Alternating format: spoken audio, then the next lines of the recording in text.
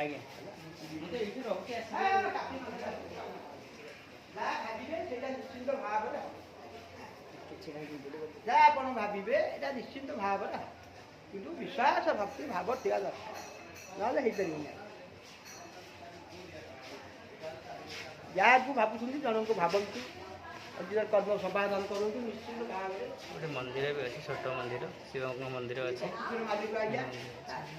ପ୍ରକୃତି ପ୍ରଥମ ପ୍ରକୃତି ଆଦ୍ୟା ଶକ୍ତି ଆଦ୍ୟା ଆଦ୍ୟା ଆପଣ ପଡ଼େ କୋଉଠି ପଡ଼ିଛି ଲେଶୁଣି ଯୋଉ କହନ୍ତି ସ୍ୱର୍ଗକୁ ଆଜ୍ଞା ଏଇ ଶିଳା ଆଜ୍ଞା ପକେଇକି ଯିବାକୁ ବିଚାର କରିଥିଲା। ଆପଣଙ୍କର ରାବଣ ଗାଜରେ ବିଶୁଣି କଣ ସ୍ୱର୍ଗକୁ ପଳିବ? ହଁ ସେଇ ଆତ୍ମା ସ୍ପିରିଟ ଆସିକି ଛୁଇଁବାକୁ ଚେଷ୍ଟା କରୁଥିଲେ। ସବୁବେଳେ ତାହେଲେ ଆମେ କିଛି ଜମ ରହିବନି, ସମ ରହିବନି, ଜମର ଭାଇ ସମ। ଆଜ୍ଞା ଆପଣ ଟିକେ ସେଠି ଛିଡ଼ା ହୁଅନ୍ତୁ ଗୋଟେ ଆଜ୍ଞା ଆଜ୍ଞା ସେଇ ହଁ ଆଜ୍ଞା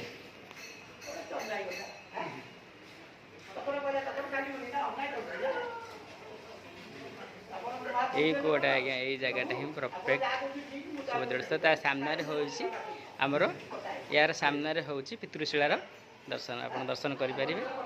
ଆଜ୍ଞା ରଖୁଛି ଆଜ୍ଞା, ଜୟ ଜଗନ୍ନାଥ, ଜୟ ଜଗନ୍ନାଥ, ଜୟ ଜଗନ୍ନାଥ। ଏହି ମନ୍ତ୍ରରେ ଆପଣ ବଳଭଦ୍ରଙ୍କୁ ପୂଜା କରିପାରିବେ। କଣ କହିବି ମନ ରହିଲା? ଓଁ ନମଃ ଭଗବତେ ବାସୁଦେବାୟ ନମଃ ବଳଭଦ୍ରାତି ସୂକ୍ଷ୍ମ ମନ୍ତ୍ର। ଏହି ମନ୍ତ୍ରରେ ଆପଣ ବଳଭଦ୍ରଙ୍କୁ ପୂଜା କରିପାରିବେ।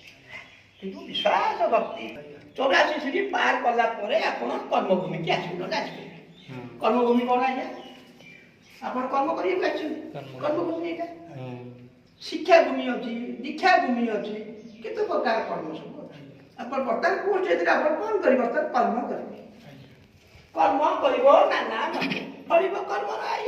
ଆପଣ ଯେମିତି କର୍ମ କରିବେ ତାର ଫଳ ପାଇବେ। ଚୋରି କରିବୁ ମାଡ଼ ଖାଇବୁ କଣ ଅଛି? ସେଇଟା ହିଁ ବାସ୍ତବ। କିନ୍ତୁ ଚୋର ମଧ୍ୟ ବାସ୍ତବ, ସବୁବେଳେ ସମାନ ନଥାଏ। ଆମେ ଅଫିସରେ ଚୋରି କରିବା, ଅଫିସରେ ଧରା ପଡ଼ିଯାଉଛି, ଆମେ ସସ୍ପେଣ୍ଡ କରିଦେବେ। ଆଜ୍ଞା ଗୋଟେ ମିନିଟ୍ ଜୟ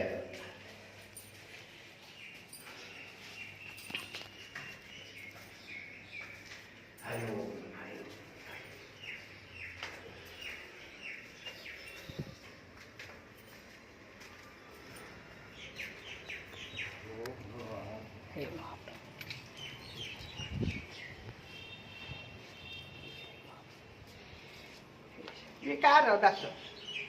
ଦି ଜଣଙ୍କର ଦାସ। କାହାର? ରାମଚନ୍ଦ୍ରଙ୍କର ଦାସ, ମୁଁ ସୀତାଙ୍କର ଦାସ। କଳିଯୁଗରେ ମୋତେ ଦାସ ହୋଇଛନ୍ତି। ଆପଣ ରାମଚରିତ ମାନସ ପଢୁଥିବେ, ଶୁଣୁଥିବେ, ବହୁତ ଜିନିଷ ଦେଖାଯାଉଛି। ରାମ ରସ ତ ରସ ନାହିଁ।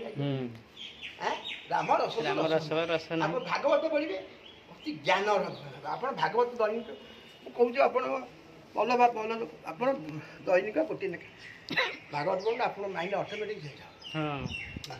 ଗୋଟିଏ ଥର ପଢ଼ିବେ, ସିଏ କହୁଛୁ ବିଷୟଟାକୁ 7 ଦିନରେ ଗୋଟିଏ ଲେଖା ଶେଷ କରିବେ। 7 ଦିନ ଯେଉଁ ସରିବ ସେଇଟା ସମ୍ପୂର୍ଣ୍ଣ ସରିବ, ଫେରେ ଆଉ ଗୋଟେ ଆରମ୍ଭ କରିବେ। ଏମିତି କଣ୍ଟିନ୍ୟୁସନ୍ ପଢ଼ିଲେ ଆମେ କହିବେ ସବୁ ଜିନିଷ ଏଥିରେ ଅଛି, ଭରପୁର ହେଇକି ଅଛି। ଆପଣ ପଢ଼ନ୍ତୁ, ଅଟୋମେଟିକ୍ ଆପଣ ମାଇଣ୍ଡ ମୁଁ କହିବି ସଂସାର କରିବି ଠିକ୍ କଥା ବିଚ୍ଛେଦ ରହିବ। ହଉ ଆଜ୍ଞା ରଖୁଛି ଆଜ୍ଞା, ଦେଖିକି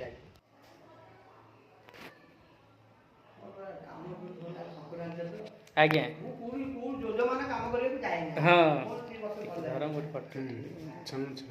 କାମ ଯିବି କଣ କାମ କରିବାକୁ